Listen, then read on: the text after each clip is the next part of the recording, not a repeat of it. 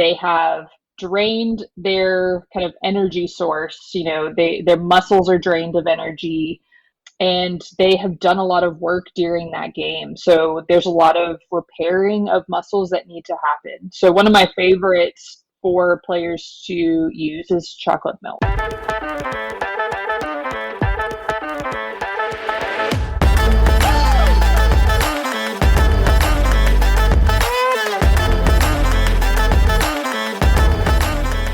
Hey team, welcome to the Kick It with Katie podcast. I'm your host, Katie Colliker, and today's episode is going to feature my interview with the Soccer Nutritionist, Jaimee Cooper.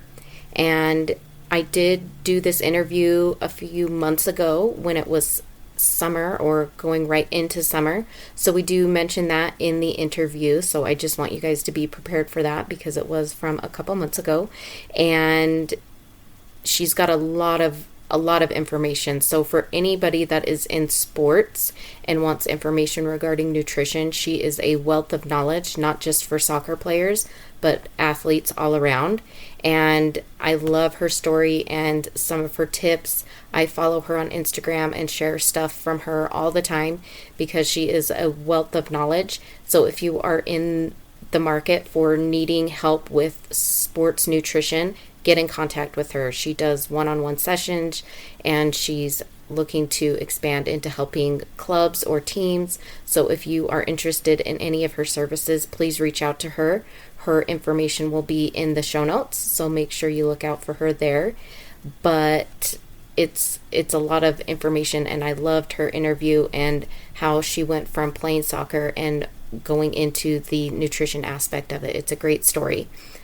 Please make sure to like the podcast, subscribe to the podcast, share the podcast, and review the podcast, just so we can get all this information out there and other people can hear these great stories of people like Jaimee who are part of the soccer community. And I'm excited for some of the interviews I have recorded and that I'm going to be sharing with you guys. I have some that are upcoming that I'm super excited about. If you want to share your story or you know somebody who might want to share their story, please have them reach out to me, whether it's on Instagram or my email. The links are in the show notes for you guys to contact me, kickitwithkatiepod@gmail.com, or you can find me on Instagram, kickitwithkatiepodcast_ between all the words. But without further ado, here's my interview with Jaimee Cooper. Hey team, it's Katie here, and I have Jaimee Cooper, and she is the Soccer Nutritionist, and I'm excited to welcome her. So Jaimee, why don't you introduce yourself and tell us a little bit about your soccer career? Awesome. Well, first off, thank you for having me. My name is Jaimee. I am a registered dietitian and a soccer nutrition coach to middle school, high school, and their parents, high school players and their parents. Really, my background with soccer, I started really late, I think, in terms of most kids start around like 3 or 4, and I started at 10, which is like geriatric age for kids now. And so I was a very shy kid. I still am I'm very much an introvert. So it took me a very long time to get the courage to even want to be with other people because I was just kind of fearful. But the beauty with soccer and why I love it so much is because the community aspect. And I really found that with almost every team that I had. I mean, I can't think of a team that I didn't have that throughout my whole soccer career. And I'm really lucky that I get to do that now with my job. To be able to make that, pivot into still working with soccer players. So yeah, I started when I was 10. I played into college, and then I was able to play a few years in a semi-professional team locally. And I always tell people, like, I never had the mindset that I was going to go and play pro. I knew that I wanted to be a dietitian. When I set my mind to it, I was like, I'm going to do this. I want to do this. I want to work with soccer players. And that's kind of where I took it. So I was really lucky that I was able to make that work. And where are you from, just so other people know? Yeah, so I am born and raised in Chattanooga, Tennessee. So I don't know if people are familiar with where that is, but I'm a few hours south of Nashville, a few hours north of Atlanta. It's a really beautiful outdoorsy town. I am not very outdoorsy, so I don't really fit in with the outdoor scene. Mm-hmm. Mm-hmm. But being a soccer player, that was my outdoor time. Mm-hmm. What made you want to start playing soccer? Especially, like you said, you were a little bit later to the game. So, what kind of drew you to that and wanting to try it? Yeah, I think my parents were like, what can we get Jamie into? Like what can we like get her to explore? And it like took me a while to figure out what I would even be interested in. And I only have boy cousins. Mm-hmm. So Me I too. did I did mostly what they did. And so they were already playing soccer. And so, you know, I joined a team because of them. And then we would kind of get together and kind of play around. And so I did whatever they would do, and I always just tried to be better than Mm-hmm. them, or at Mm-hmm. least try to keep up. Yeah, I have three girl cousins on my dad's side, and they all live in Arizona. I'm in Utah, and so I hardly ever saw them growing up. And I have like 12 boy cousins or something. I don't know. I Oh have my a gosh. ridiculous number of boy cousins, and so whenever we would get together, it would always be them and then me, the little tag along. And so I would always try and keep up with them, like you.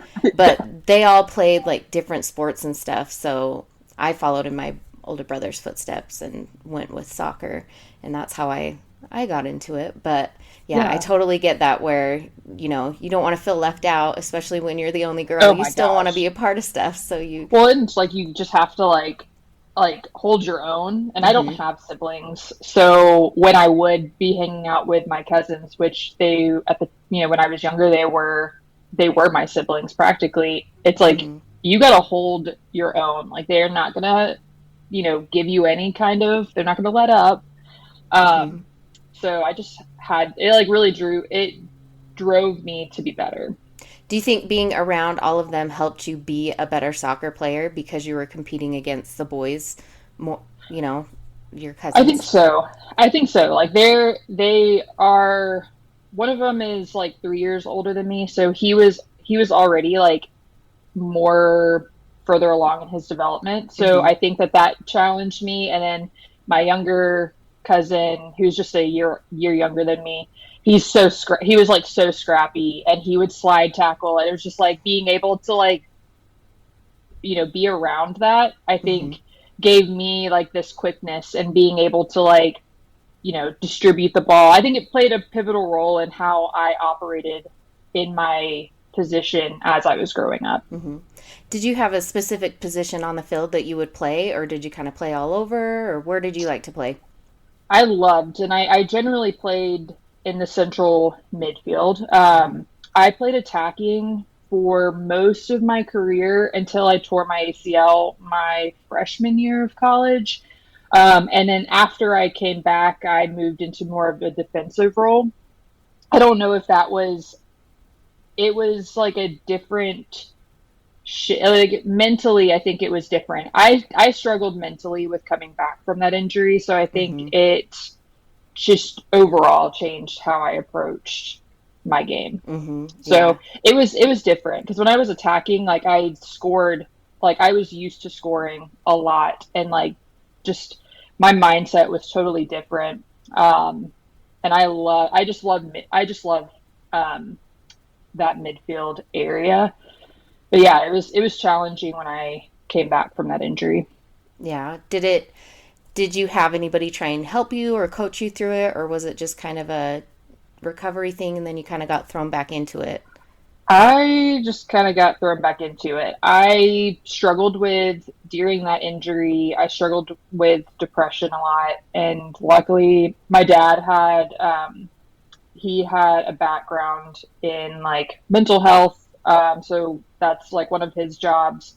He was a counselor. So I was lucky to have him, and he helped me find like a therapist during my Mm-hmm. time going through that. So I wasn't completely without support, but I think my coaches didn't know how to handle it. Mm-hmm. And so I did feel, and my teammates, even my good friends on the team, they just didn't know what I was going through, Mm-hmm. how to support me, any of that stuff. So it did feel very isolating.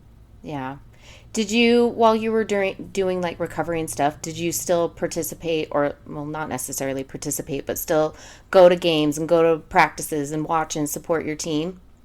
Yes, I think I was really lucky because when I did tear my ACL, I had just missed the mark to redshirt.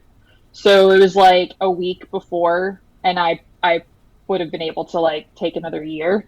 But my coach was good about bringing me because I think we had a smaller squad, so I went with them everywhere. So all like the rest of the season, I traveled with them and got to go. Like I went to all the training sessions, went to all the away games. Like I did everything, which was like looking back, I'm really glad I was able to do that because the Mm-hmm. next, the preceding seasons, those players that did get injured were just left behind. Like they Mm-hmm. were left behind to do their rehab, and I just like I feel for them because I didn't have that experience. Mm-hmm. Yeah, I'm glad that you were able to do that because I think that helps. We have a player on one of my son's team. He broke his leg, and so he's still been coming to everything and supporting the team and Mhm. still being a part of it. And I think that that really is helping him mentally, so that he still feels like he's a part of the team. And I think it's Yes. really important for people, like when they do get injured, like you say, that you're still a part of the team, and your teammates still want to see your face and make sure that you're okay. So if it's possible for you to still come and go, I think it's very important, especially for the mental health part of the player's recovery, so that they Yes. know that their teammates haven't forgotten them and that they like to see them. My son's team actually won the state championship for their state cup, and the kid who had broken his leg, he was there, and so we were able to kind of cheer him on, since he had been cheering on all Yeah. the teams during that. So it's kind of fun. So for those of you that are out there that may be injured, or if you come upon an injury in the future, stay involved because Oh my gosh. it's very important. It'll help you with your recovery, and it'll help you. I just know it would it would help. Yeah.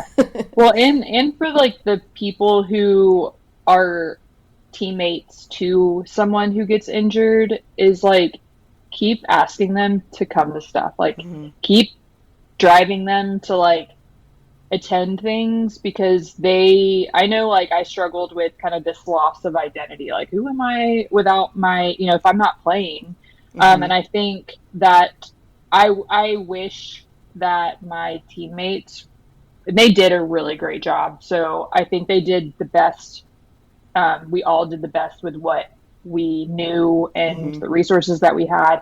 I think looking back on it now, like I would want people to bring those injured players in as much as they can so that they're still like having fun with their teammates. They're still involved in like tactical conversations and things like that so that they're still checked in Hmm. to what's happening so that when they do come back it's like, "Oh my gosh, where have you been?" Like, Yeah. it's not this catch up. And okay, so let's go back a little bit. So when did you decide that you wanted to do nutrition as far as soccer? Were you like in high school? Was it when you were in college, or was that a driving force as to what college you picked?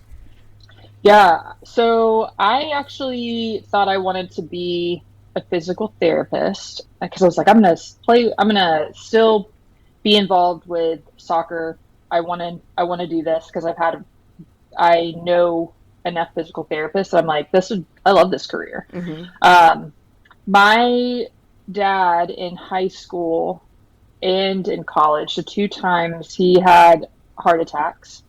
And so during both during both of those and in between he had experiences with a registered dietitian just kind of helping him to you know understand what nutrition's role is in helping him feel his best Mm-hmm. and manage his heart issues.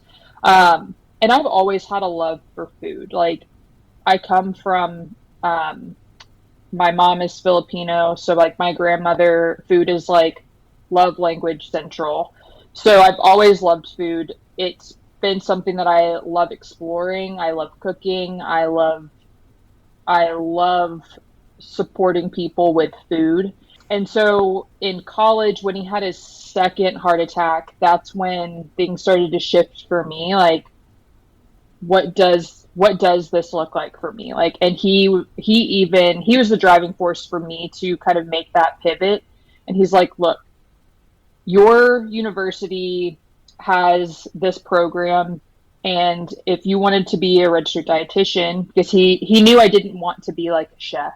Mm-hmm. um, and so he was like, these are kind of the steps that you could take if you wanted to explore that. And your university already kind of has that pathway laid out. Mm-hmm. And so that's when I made that switch. And yeah, it was an interesting, it wasn't like, thankfully it wasn't a 180. It paired really well with the classes that I was already taking. Um, but turning like switching into nutrition was going to be a different, career move than doing physical therapy. Mm-hmm. And what university did you go to? I went to Middle Tennessee State, so that was in, um, like just south of Nashville. And so when you started to make that pivot over, how long did it kind of take you to kind of get through that, or was it like, it sounds like it was an easy Mhm. pivot, like you said, because a lot of the classes aligned. So did it require anything extra that you weren't prepared for, or did you seem like you kind of, it was a good draw for you to go that way? It was a lot more chemistry, and organic chemistry Mm-hmm. classes that I wasn't necessarily thinking, oh my gosh, like nutrition is going to be this much science, this much. Um, but luckily, it wasn't a very drastic shift. Like I did have to take some summer classes, but because Murfreesboro, Tennessee is not very far from Chattanooga, I stayed up there. So I took some summer classes. I did some training while I was there. So I wasn't taking like another year, or two to have to graduate with my degree. Mm-hmm. So it really wasn't that bad. Okay, awesome. And so after you graduated, how did you decide to go? Like, did you go work somewhere, or did you start your own thing, or where did that lead you from there? So, in order to be a registered dietitian, just like doctors do residencies, registered dietitians have to do an internship. And unfortunately, it's an unpaid internship. And we have to pay to do the internship, but we get matched like, um, medical doctors do with their residencies. So, I wasn't able to have any kind of hospital dietary experience during college because my coach wouldn't let any of us, have any jobs during, Mm-hmm. the year. So I was already behind when I got my degree, compared to many of my classmates who were working in the hospitals part time. So I took that time and did some, dietary aid stuff, nutrition supervisor at like an assisted living facility. And then luckily I was, matched with an internship. So I did that for 9 months. And then after that, I got a job in WIC, which is Women, Infants, Children. If people are not familiar with that, that's a government assisted program. It's wonderful. I love that program. Mm-hmm. So I did that in two different counties that are local to me. And then after that, I worked at a gym where I did cardiac rehab. So for a while, I thought I want to be in cardiac rehab. I was like, these people are my dad. Like I saw my Mm-hmm. dad in all of them, and then I was like, actually, no. My dad was really stubborn, and I was like, I don't know if I could do this long term. Mm-hmm. Um, and then I worked in a behavioral hospital for almost 4 years, where I worked with eating disorders, polysubstance abuse, schizophrenia, Alzheimer's, dementia, just a lot of variety. And I learned so much in that, but all the while I was trying to figure out what does this look like for me, because I want to work with soccer players, Mm-hmm. and I want to be able to apply it, but I don't want to work in a college setting. I don't want to work for a pro team. Like I don't I don't want to do that. I wish that I had resources when I was in middle school, when I was in high school, to really lay this foundation. Like, how can I make that work? Mm-hmm. And so that's where, while I was working at the behavioral hospital, I started my private practice where, I've been laying the foundation for my business to be able to support, young soccer players and their families, in a more realistic way. Mm-hmm. And are your services, I'm assuming that you can do them online and in person? Yes. So I usually do, well, I do virtual with most people, Mm-hmm. because I work from home. But Okay. for about 2.5 years of my business, I solely did one-on-one. So I did that because one, I wanted to really understand, like, what is it that these families need? What level of support? What do they know? What do they don't know? And really kind of hone in on that. And then within the last, like, I think year and a half, um, I developed a course that um, follows the same method that I use with my one-on-one clients.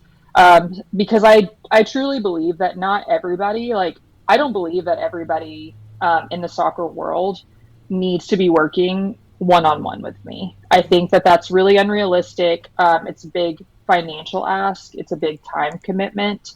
And so I think that being able to provide a resource where these families can, learn about nutrition without having, the level of commitment required, because they're already spread thin, Right. in all of the ways.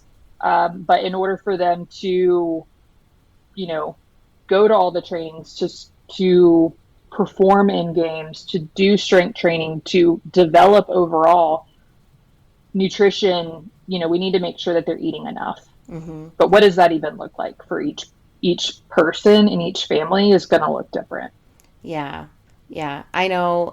I remember one of the first soccer teams that my husband coached, and there would be some players who had really unhealthy eating habits. Yeah. And it was kind of like, I don't know if it was a culture thing or what it was, but it was like they would go out and eat these disgusting gross burgers and things that I think that that would have been a great resource for them so that they knew how to fuel their bodies better so that they could be at their peak levels, because you could obviously tell for some players, when they have all that extra fattiness, and it would slow them down, especially in Mm-hmm. tournaments and things. And so it's very good to learn those things starting young, so that way when you do get into the college and the professional, where you're even more hyper focused on focusing Mm-hmm. on your sport or whatever it may be, that it's already kind of secondary for you, that you don't really have to Yeah. think about it. And I know that a lot of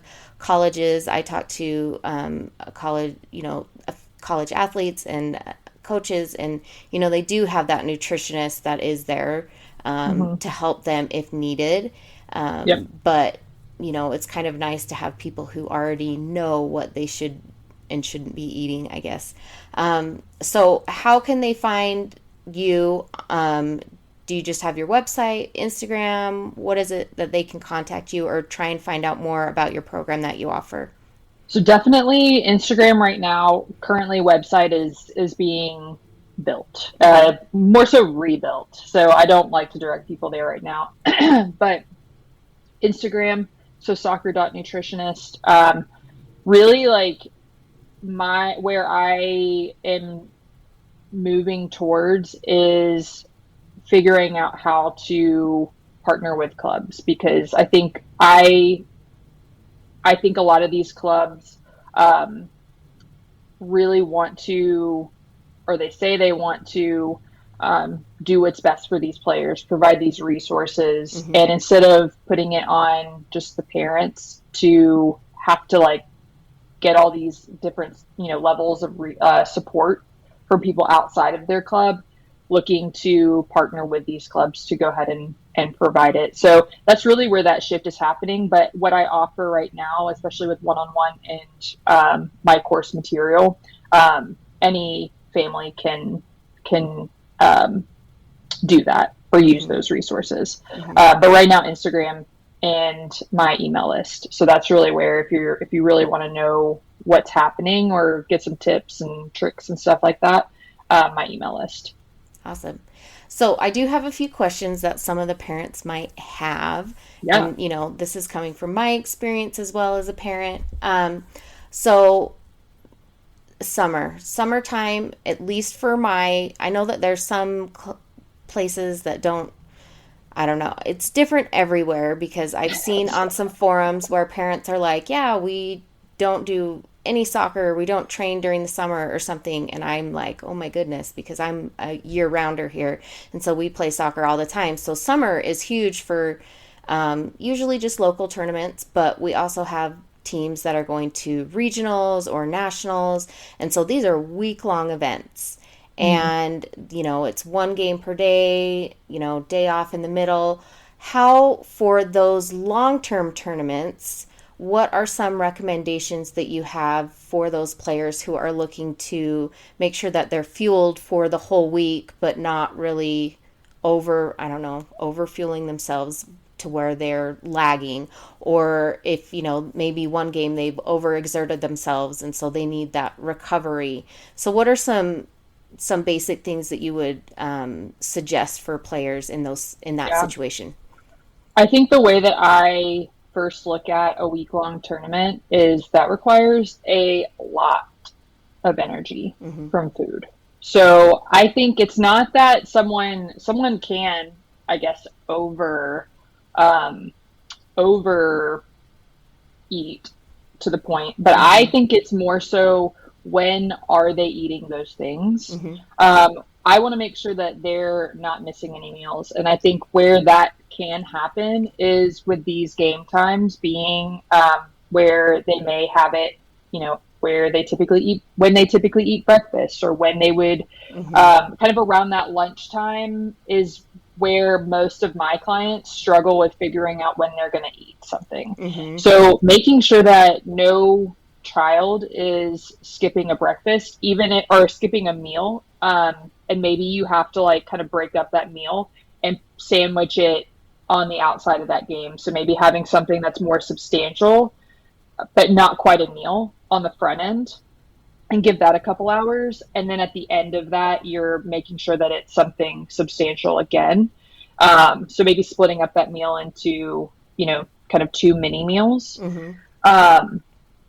I think the timing of meals is really important. So making sure that you're not eating something like a meal, an hour before your game, or even 2 hours before your game. If it is a complete meal, then that might not be enough time for that food to really digest. And then that player might be feeling like they're slow and maybe kind of feeling that heaviness in their stomach because that food is still digesting.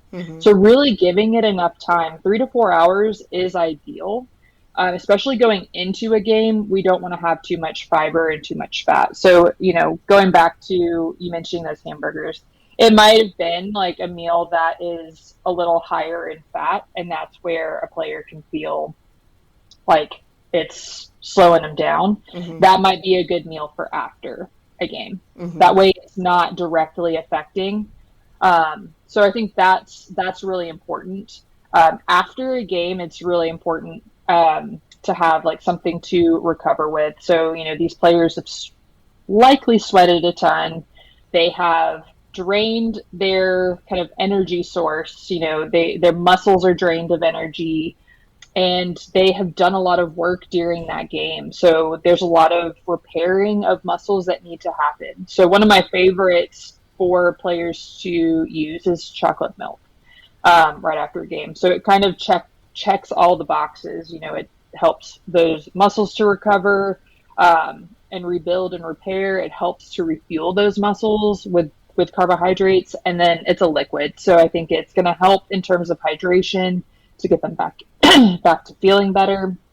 So doing stuff like that, it doesn't have to be perfect, but first off, not missing meals, and Mm-hmm. then figuring out the timing with those games is important. It's tricky Mm-hmm. because game times do sometimes they change. Yeah. So figuring out what that looks like can like send sometimes it sends my clients into a panic, and I'm like, it's okay. Like, let's think it through. Like, what would you do? Like, what makes sense to you right now? Like, how do you feel if we were to do this? Mm-hmm. And then they're able to kind of think through like what fuel source they need to be using or how much they need to be eating before a game that makes sense with that time. Mm-hmm.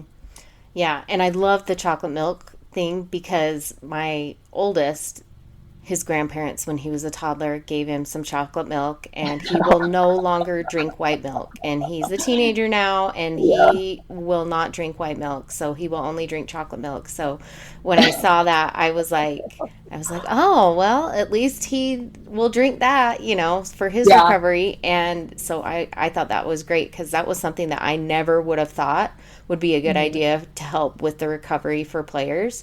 Um, Yeah.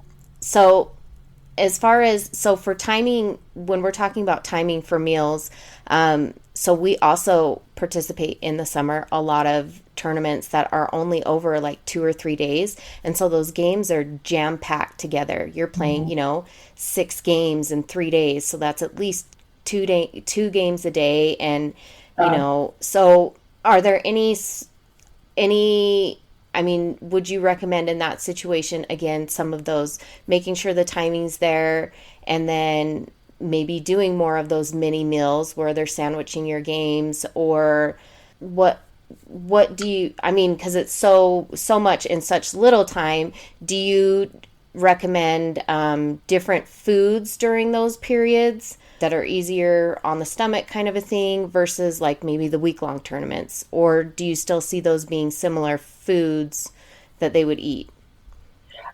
really, they're going to be similar. So what I always tell my clients is have a loose idea. The plan may have to change depending on if game times get changed, but go in, have a plan because generally you know what time your games are going to be. Mm-hmm. So have a plan on when you're going to be eating, what those might look like what do you have around the field. Is there nothing around the field? Do you need to bring a cooler? What can you put in your cooler? What have you been practicing with? So regardless of if it's like a 2 or 3 day tournament, a week long tournament, maybe it's just like one game on a Saturday. Like whatever you do decide to eat, it should be something that you practice with. you know, they practice their sport however long they've been practicing, Mm-hmm. however many times during the week. That practice is setting the stage for game, what the game condition should be, like how they should be performing, how they should be moving on the field. The same thing is how we approach nutrition, is that has to be coming from a place of practice. Mm-hmm. I don't want someone to do what I do before I go into an event because I know what works for me. I've practiced it. So we really want to make sure that whatever someone is doing, just because they see, their teammate doing something may not be something that I would advise them to do. So that is really where I see too many people like not trying to do what others are doing, and you don't know if they've even practiced it, and you don't know if they have had support. My clients know and feel confident in what they're doing Mm-hmm. because they've been practicing. Yeah, I felt so bad. So in my spring season, it was super crazy. And there were several games where, like, my twin daughters would have a game, and then I'd immediately have to run and go coach my other daughter's team or Oh my whatever. gosh. And so, I mean, and then my boys were with my husband, it was just crazy. And Saturdays were nuts at our house. And anyway, so after one of our games, my twins had a game, and it was their very last game, and they were going out for ice cream after. And so I asked a parent whose daughter I was coach, so they had two daughters, and one was on my younger twins team. And so they took my daughters to the ice cream thing that they were doing to celebrate. And then I took their older daughter, who was on my other daughter's team, with me to go towards their game. And my daughter needed to eat lunch because we didn't have very Mhm. much time. So I was like, hey, well, let's just go get some chicken nuggets, something Yeah. substantial, but not too much. And so I asked the girl that came with us, I'm like, do you want anything? And she's like, sure, And so she got some nuggets too. And apparently, and I obviously didn't know what her usual routine was. Well, Yeah. she did not feel that great from eating the food. And I felt horrible because, like you said, this is something that my daughter has done before and it's not a problem for her.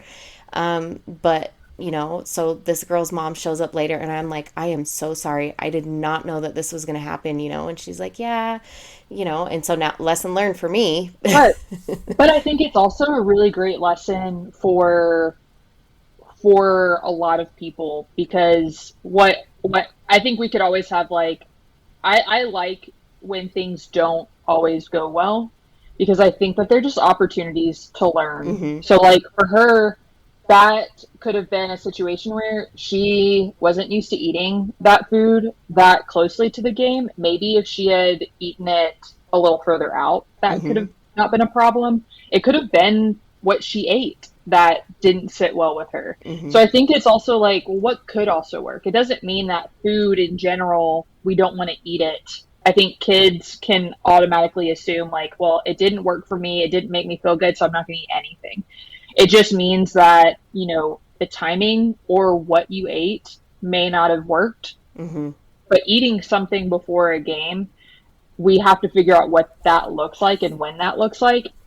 But food is going to give you energy. So going into a game without having eaten anything is where I think it kind of handicaps those kids when they're definitely not going to have any energy if they don't eat anything. Hmm. Yeah. And I don't know if she overate because sometimes I'll Mm-hmm. do that for my daughter and she'll only eat like two or three nuggets. So she's not eating like 10.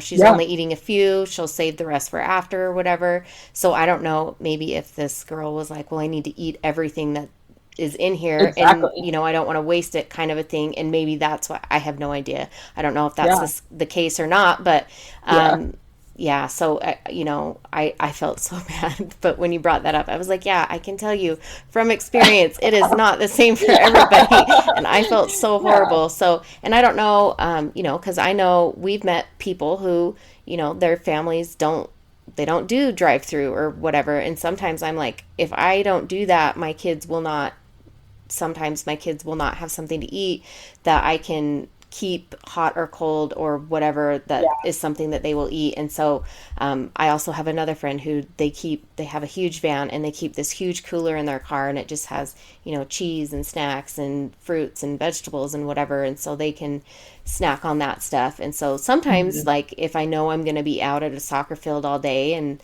I'll do something similar where I'm like, okay, what can I bring that they can just quickly eat at the fields or whatever so that we're not having to Totally. drive to somewhere that's probably not great to have between soccer games. Yeah. I mean, I ultimately want every family to to understand that what other families do is what they feel is best for their like that works for their family and that what works for your family is what matters most. And I think like there's not one way that's better than someone else. There's no Hmm. better way of doing things. It just needs to work for your family and what your values are. So if you are a family that is okay with going through the drive-through, I am 100% confident that even if there was like only a McDonald's at an exit, we could still figure out a way to make it work. Hmm. Something is going to be better than nothing. Right. But if you're a family who that's not something that you guys value, that's totally fine. Like it just has to work. Hmm. That's all that matters. So I think, making it to where just because it works for one family doesn't mean that it should work for another family. We have to Mm-hmm. just respect what each other does and Mm-hmm. like kind of leave it at that. Yeah, yeah, because I know that there's been people who, like even like myself, I'm like, oh my gosh, I feel so bad because I am a drive-through person and I hate being that way, but again, I don't know where I'm going to be sometimes and I don't Yeah. plan it out very well, and so I'm like, oh, they need to eat something, and doing that, sometimes I feel bad. I'm like, oh, should I have brought this? Should I No. have done that? And so Do it's not feel it's bad. really hard to not compare yourself to other people, and it's like, you know what, they're fed, they're not, they're, Exactly. and that's what they need, they just need to be fed. And so Oh my sometimes gosh, yes. sometimes it is that, so it's definitely a learning thing, especially as a parent, and making sure that we're covering all the bases. And like I had we were at a tournament last summer, and I wasn't going to have any time to leave, and there weren't very good concessions available Hmm. at the field, and so I actually had Chick-fil-A deliver to the soccer Yeah. fields because I was just like, what else am I going to do? I don't have time to Yeah. leave. I didn't have, and my kids need to eat, and so I had I all think their that that's lunches Ubered or whatever over to the soccer fields. resourceful. I think that there's so much, we need to have so much compassion. I don't think we need to add any, like, I don't believe in shaming people or adding unnecessary stress. Having a soccer tournament, like, I I already know what that's like, and I've been removed from the club myself, so like I can only imagine how amplified it is now. Mm-hmm. And I think that you all as parents already do so much that I just think adding another level of stress of like what, these parents do this, like why can't I do this. It's like you're you have already loved your kids enough and fed them. I think that that is perfectly fine, and I think that ultimately like fed is best. Like Mm-hmm. I hear that I use that phrase a lot in WIC when I Mm-hmm. worked with moms, and it's like these moms are crying because they can't breastfeed, and it's like at the end of the day, your child needs to be fed. Mm-hmm. However that looks like, and whatever causes you less stress right now is perfectly fine. Mm-hmm. Let's not split hairs on what it is. Let's see if we can help you in whatever way we can. And I think I approach nutrition the same way with my families, and it's like your kid, like there's a lot of things that are at play. We don't need to be stressed out with what can we feed them if it doesn't, if it's not available. Sometimes they just need to have something to eat. And if they choose to eat it, that's another story. Mm-hmm. But, you all as parents do a wonderful job. And I always want to like lead with compassion and not have that judgment and shame because some other parent, you know, seems like they've got their stuff in order. Mm-hmm. So one final question that I have as far as like nutrition. So are there any, because I have a picky eater and I was a picky, I mean, I'm still kind of a picky eater. So what kinds of um, foods would you suggest for a picky eater, maybe if they won't eat certain, like my oldest, and I don't know how healthy cheese necessarily is, like he won't really eat cheese ever. And so I don't know if that's not, my other kids will have like a string cheese for a snack or something, but Yeah. he won't. And so sometimes I feel like he's missing out on some of those nutritional values that certain things can offer him because he won't eat them. So I mean, other than, like a vitamin or something, what are some suggestions to help with those picky eaters that are probably out Mhm. there? So I was a picky eater growing up, and it took me until college to kind of explore that because my parents didn't do that with me. And I think that picky eating and how that looks for each child is very, very different. It could be a texture thing, it could be a flavor thing, it could be a combination of stuff, it could be what they've smelled, a bad experience that they've had, and they're like kind of stuck in that. Mm-hmm. So it could be for a lot of different reasons. Maybe there's pressure to eat something that they that they just want to say, I don't want to eat that. Mm-hmm. Um, Making sure that at the end of the day, there are quote unquote safe foods. So whatever their foods that they do feel comfortable with eating, let's make sure that those are available. Um, and if they're at an age where maybe they're older and they, you can have a conversation with them and ask them, like, this is what we're going to have today. You don't have to eat it, but Mm-hmm. this is what's going to be there. And then starting to like ask them, like, what is it about this that you know, don't like? Mm-hmm. Like for your son, I would be curious, like, what's his experience with cheese been? And he may say like, it makes me feel gassy, or it makes me feel constipated. And so by giving that to him, it doesn't make him feel good. So what Mm-hmm. are some other options that he could include that would still provide, some fats that would be there, like nuts. Um, Maybe he's okay with like sour cream or avocados, like things like that. So I think providing safe food. So if your child only, loves chicken nuggets but doesn't like any other stuff, like it's okay. Like they're still building their food experiences, and they may not have the language to describe why they don't like something, Mm-hmm. but not ever offering it again. We still want to offer those foods that they may currently be picky with, still offering those, but maybe offering them cooked in a variety of ways. Like broccoli served raw or steamed will maybe get a different outcome than broccoli that's roasted or topped with like, or paired with ranch dressing. That's totally fine. We want to get them to explore different textures, different cooking methods, different flavors, smells, all of that stuff. Mm-hmm. And that takes time to build it. And so pressuring kids to eat something that they're like, I don't want this, is not going to go the way that I Mm-hmm. think most of us want it to go. Yeah, because he was, for whatever reason, he will only eat chicken, and or he would. But then we realized that he loves to just dip stuff in barbecue sauce, and so Yeah. we've opened him up to different meats as long as he can dip it in barbecue sauce. And So, does that kind of bring a different response hmm, to? yes, Yeah. yeah. So we'll have like different meats with dinner or whatever, and as long as he has barbecue sauce, he'll eat it. So, which is Yeah. And I great. think I think that how we go about it can look very different as well. So I think that letting them know that they can feel safe with what's offered, but you're still going to bring other foods in. Hmm. And they can choose to eat it, they can choose to not eat it, they can choose to smell it, maybe try it, they don't have to.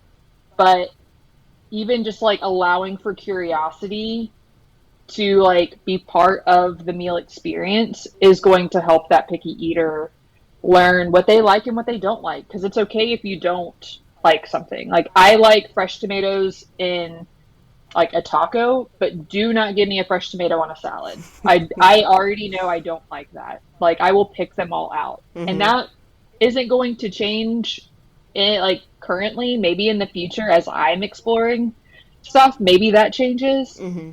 But I think that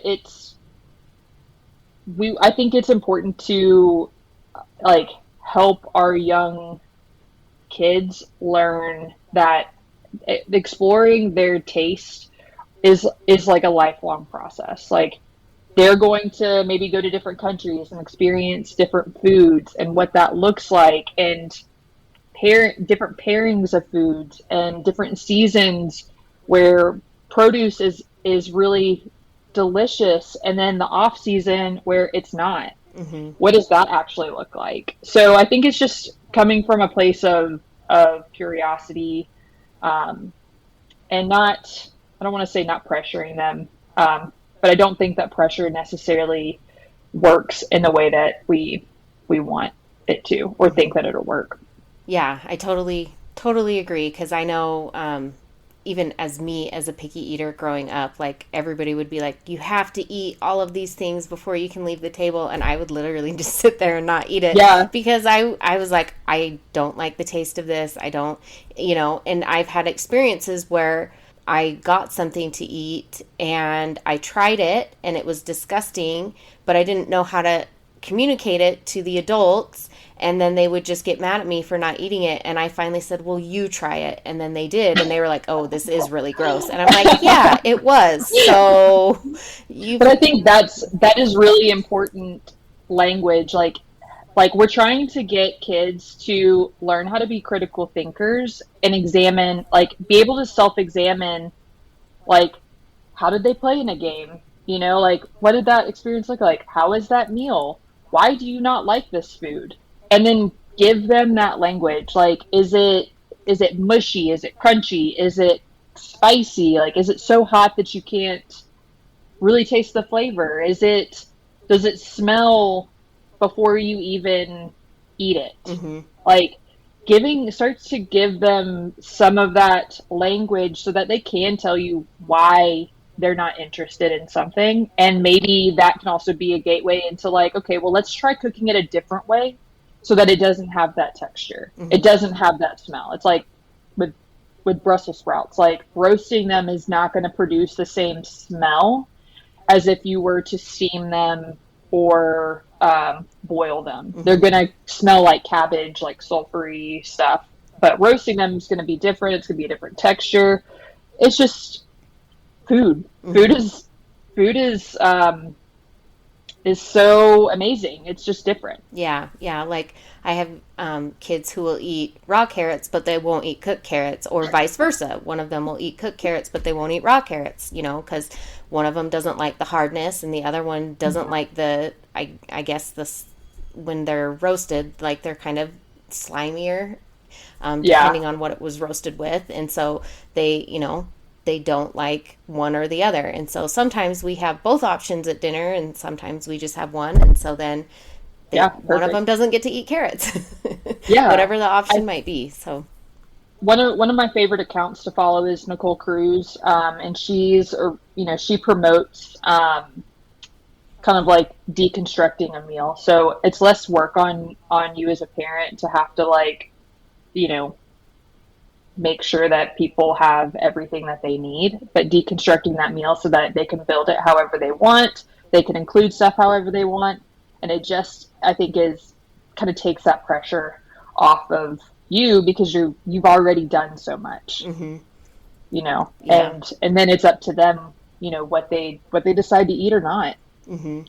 Yeah. It's kind of nice. Like my parents will do like tacos at their house, and you can have all of whatever fixins you want to put on your tacos, and everybody's taco looks different, or one of them might use a tortilla and one might use a hard shell, so it's always very different for what people want. And so it's nice to have something like that where they can just kind of top it themselves and eat it however they want, and they're still fed. Exactly. So is there anything else that you would like to share with anybody? Any advice or tips that you haven't already given us? And then again, you can find Jaimee at soccer.nutritionist on Instagram and follow her there. I've already started following her. I've shared some of her little tips and things for game day stuff and everything. So it's a great wealth of information to follow her there. But is there anything else that you want to share? Are you good? Or I think we covered a lot. We did cover a lot, and I think because it's the summertime, like hydration's super huge. So I think parents helping their kids to understand what hydration looks like. So I always like to mention this, but if you are wanting to be well hydrated, a good way to look at that is your pee. So your pee color should look like a light lemonade. If it looks like apple juice, you haven't hydrated enough. And if it looks like water, which many coaches like to share, your urine should look like water, that tells me that you've overhydrated. So that's not a good thing either. So we want it to be like a light lemonade color, and utilize those sports drinks in and around sports performance. It's not something that we want to be drinking all throughout the day, every single day, but sports drinks are a really great vehicle to give some carbohydrates and also those electrolytes. So um, there's a variety out there. I think that just at least starting with something and seeing, where it goes. Mm-hmm. Awesome. Yeah, definitely good advice. It usually gets really hot here in Utah in the summer, and we've actually been really mild. Like it feels more like spring right now. And I don't know how it is for other people in their parts. Like my cousins were up here from Arizona, and usually by now it's in the low 100s, Oh my 110 there. gosh. And so usually they come up to Utah to get out of the heat, and she's like, it actually hasn't been that bad.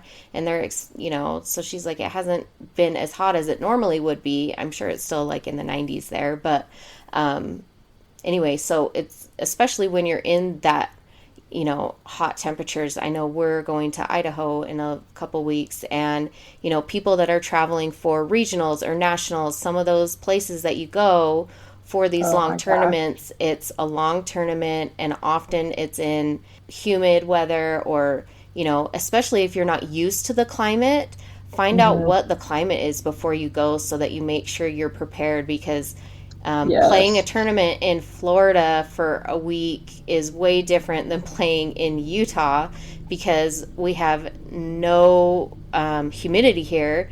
And in Oh, Florida, it's hot and humid, and you're just sweating bullets. So make sure wherever you may be yes. traveling, check what the weather and climate is like, so that you're hopefully prepared and ready. Exactly. We went to Seattle for regionals one time, and I was expecting it to be like cool and probably raining. I didn't take any shorts, and apparently it was unseasonably hot, and so it was very similar. I mean, other than it was humid, it was I was dying because I was not That's the prepared. worst. I was not prepared at all. So learn from my mistake. Research where you're going, make sure that you're Yes. prepared for everything. And like you said, Yes. stay hydrated, especially when you're going to these hot, humid places in the summer. If you're traveling for those things, stay hydrated, because Yes. we've seen players go down. We've had regionals in New Mexico, and that is absolutely grueling. And people passing out because of heat stroke and things like that. So make Yeah. sure, for sure, stay Yeah. hydrated, stay, recover however you need to.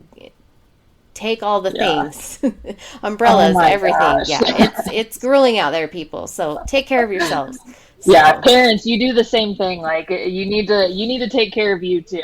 yeah, because you can't, like, you can't help your kids if you're Yeah. dying of heat stroke yourself. So Yeah. definitely, everybody make sure, watch out for if it, like I said, I don't know what it's like in the rest of the country, where Yeah. other people, like, I know at least on the West Coast, it's been pretty mild and chill, and it hasn't gotten too hot yet.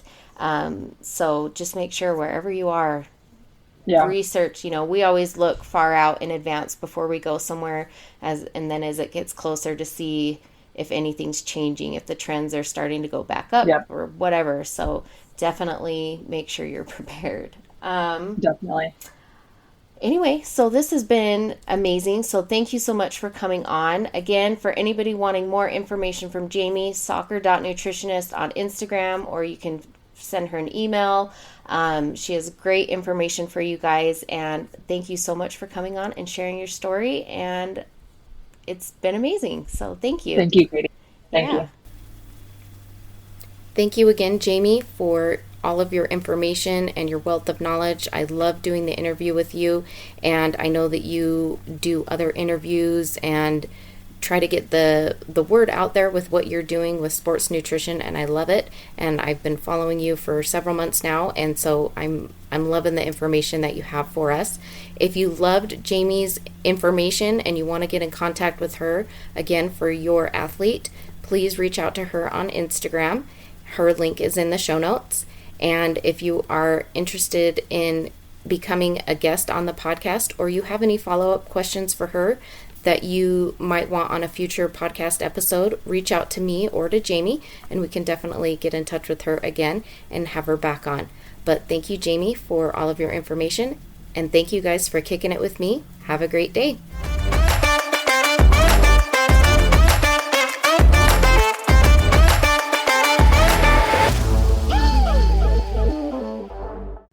Don't forget to follow me on Instagram at kickitwithkatie podcast _ between all the words.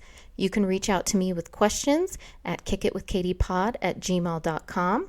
I also have a feature with SpeakPipe where you can leave me your own voicemail message if you want to be featured on the podcast. Rate, review, and subscribe wherever you listen to podcasts.